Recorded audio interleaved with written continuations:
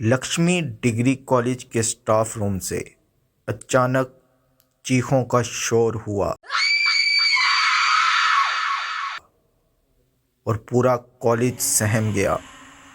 Weekend کے بعد معمول کے مطابق کالج پیر کو کھلا۔ اسٹوڈنٹ اور اسٹاف صبح سویرے آنے لگے۔ ہر چیز معمول کے مطابق تھی کہ جب مس شیلا نے اپنا سامان رکھنے کے لیے الماری کھولی تو وہ چیخیں مارتی ہوئی پیچھے ہٹی اور گر کر بے ہوش ہو گئی۔ آنن فانن اسٹاف روم میں موجود دیگر اساتذہ مس شیلا کی طرف لپکے اور ان کو سنبھالنے کی کوشش کی، لیکن جیسے جیسے ان کی نظر الماری کے اندر جاتی سب کی چیخیں نکل رہی تھی اور دو چار کی تو حالت غیر ہو گئی۔ پورے کالج میں بھونچال سا آ گیا۔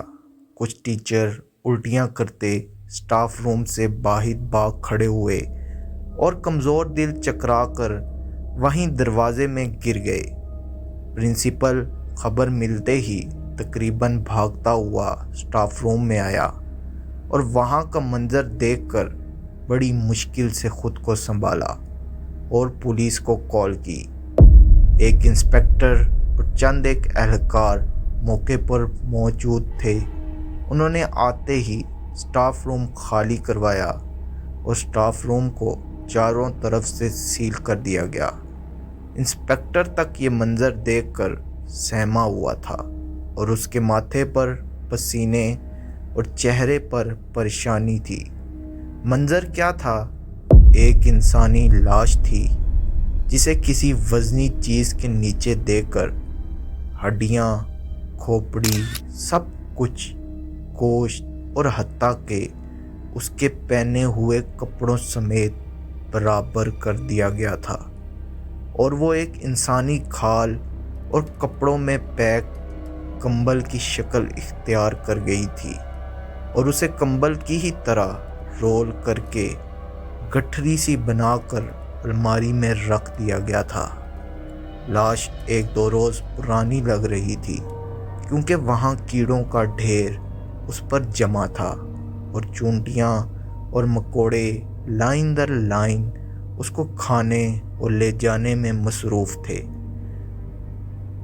لیکن پریشان کن وجہ یہ تھی کہ فرش پر تو دور اسٹاف روم کے گیٹ تک خون کا ایک قطرہ بھی نہیں تھا، نہ ہی کوئی قتل کا نشان تھا، اور صبح جب کالج کھولا گیا تو اسٹاف روم سمیت سارے دروازے تالے بند تھے۔ اس کے ساتھ لاش کی حالت دیکھ کر یوں لگتا تھا جیسے خون کا ایک ایک قطرہ اس میں سے نچوڑ لیا گیا ہو۔ اس کے بعد کسی روڈ رولر کے نیچے دے کر اس کو پریس کر کر انسانی جسم کا کمبل بنا کر یہاں رکھ دیا گیا ہو۔ سوال یہ پیدا ہوتا تھا کہ پھر بند دروازوں میں سے کسی ایک کا بھی تالا توڑے بغیر اور الماری کا تالا توڑے بغیر لاش الماری میں کیسے پہنچی؟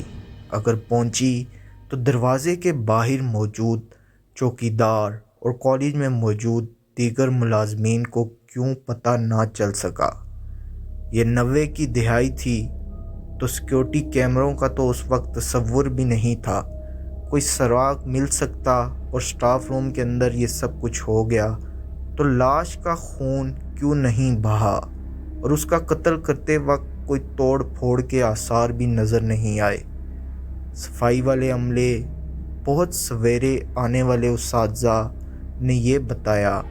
جمعے کے دن اسٹاف روم میں چھوٹی سی پارٹی ہوئی، کھانے کے ٹکڑے اور اس دن زمین پر چائے کا کپ گرنے سے جو نشان پڑا تھا وہ ابھی تک موجود ہے، اور اس سے پہلے کہ صفائی والا عملہ صفائی شروع کرتا مس شیلا نے یہ خوفناک منظر دیکھ لیا۔ پولیس نے اب کوئی سراغ نہ ملنے پر کالج بند کروا دیا اور پورے کالج کی بڑی تفصیل کے ساتھ تلاشی لی گئی۔ اس وقت کے جدید تقاضوں سے جانچ پڑتال کی گئی، لیکن قتل یہاں ہوا یا باہر ہوا اور قاتل کہاں سے آیا کہاں گیا کوئی سراغ نہ لگ سکا، ماں سوائے لاش کی شناخت کے جو اس کی قمیض میں موجود بٹوے سے ہوئی۔ یہ بدقسمت پنڈت کرشنا کی لاش تھی جو اسی کالج میں ہندی پڑھاتے تھے اور جمعہ کے روز کالج آئے تھے اور اس چھوٹی سی پارٹی میں بھی شریک ہوئے، لیکن اس کے بعد وہ کہاں گئے، یہ سب کیا ہوا کیسے ہوا کچھ پتہ نہیں تھا۔ بس ایک بات سامنے آئی کہ پنڈت جی نے اپنا اسکوٹر دے کر چوکیدار کو اپنے گھر بھیجا کہ اسکوٹر وہاں چھوڑ کر ان کو پیغام دے آئے کہ پنڈت جی کسی پوجا میں شرکت کرنے کشمیر جا رہے ہیں اور پیر کے روز وہیں سے سیدھا کالج آ جائیں گے۔ چوکیدار کے مطابق پنڈت کے گھر سے ہو کر آنے میں اسے کوئی 1.5 گھنٹہ لگ گیا۔ اس نے راستے میں چائے پی اور کھانا بھی کھایا۔ اس کے بعد وہ کالج آیا، ایک ایک کر کے کمرے چیک کیے اور تالا لگا کر باہر اپنے کمرے میں آ گیا۔